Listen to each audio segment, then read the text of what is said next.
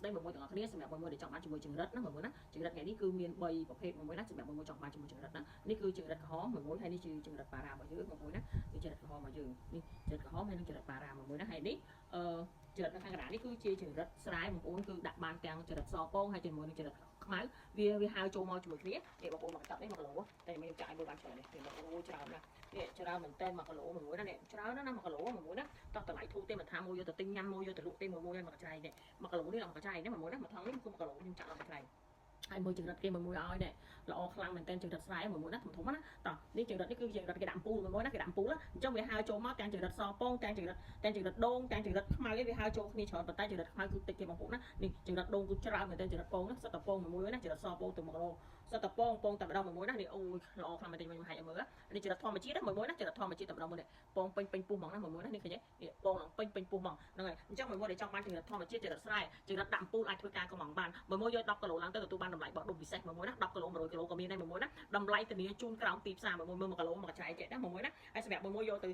រាយអីអាចធ្វើការកំងបានណាមួយណាទាំងរាយទាំងដុំរាយអីបោះលក់ចាប់ពី5គីឡូឡើងទៅមួយណាលក់ចាប់ពី5គីឡូឡើងទៅចង់មួយចង់បានឆាតមក5គីឡូឡើងទៅទទួលបានតម្លៃបោះដុំមួយណា10គីឡូ5គីឡូគឺតម្លៃពិសេសហើយនេះចរិតខ្មៅរបស់យើងមួយណានេះចរិតខ្មៅរបស់យើងខ្ញុំដាក់ដៃឲ្យមើលមួយណានេះចរិតប៉ារ៉ាណាបងប្អូនណាចរិតប៉ារ៉ារបស់យើងក៏សិតតពងដែរមួយខ្ញុំបកឲ្យមើលណាពងទៅពេញពោះហ្មងមួយនេះអូយនេះខ្ញុំដាក់ឲ្យមើលពងពេញពោះហ្មងណាមួយនេះឃើញទេនេះសិតតពងហើយតោះមើលចរិតក្រហមរបស់យើងវិញតោះនេះមួយចរិតក្រហមរបស់យើងទូមែនតែសិតតពងហ្មងមួយណាចរិតក្រហមរបស់យើងទូធម្មតាចរិតក្រហមតែប៉ុណ្្នឹងឯងវាអត់បានធំលឿនហ្នឹងឯងមួយនេះចរិតក្រហមរបស់យើងវាមានទំហំតែប៉ុណ្្នឹងឯងវាអត់មានអាចធំជាងហ្នឹងឯងចរិតក្រហមយើងប៉ុន្តែពងវិញនិយាយពីពេញពោះមួយនេះអូយពងខ្ញុំហាយចរិតក្រហមមួយមើលនេះ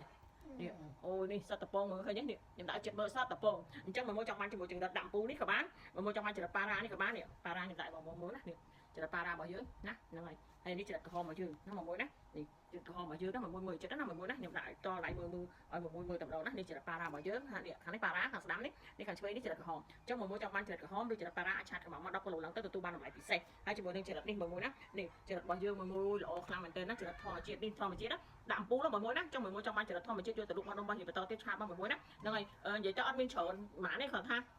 ប្រមូលក្នុងមួយថ្ងៃបាន100គីឡូ100ជាងគីឡូអីទេណាមួយណាចង់មួយចង់បានឆាប់ណាមួយណានេះល្អមែនតើធំណាមួយណាអញ្ចឹងខ្ញុំ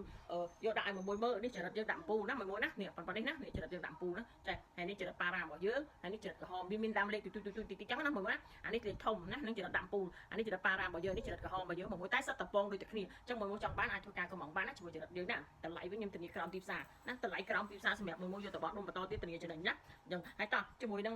ម្សៅក្លុកក៏មានដែរមួយចង់យកទៅលក់បន្តទៀតតែមួយដែលក្លុកហ្នឹងយកក្លុកមួយអាចចង់កំងម្សៅក្លុកពីខាងខ្ញុំបានមានរសជាតិប្រៃផ្អែមហឹរហើយជាមួយរសជាតិ BBQ ហើយជាមួយរសជាតិតឹងយ៉ាំណាមួយណាអញ្ចឹងមួយចង់ត្រូវការជាមួយនឹងអំបិលក្លុកណាអំបិលក្លុកហើយជាមួយនឹងកណ្ដោជាមួយចង្រិតណាមួយចរិតប៉ារ៉ាចរិតសពងចរិតដាក់ពូលយើងណាចរិតសពងហ្នឹងហើយចរិតប៉ារ៉ាហើយជាមួយនឹងចរិតក្រហមអាចធ្វើការកំងបានមាន3មុខណាមួយណាកុំភ្លេចធ្វើការកំងទាំងអស់គ្នាទៅមានតម្លៃក្រោមទីផ្សារ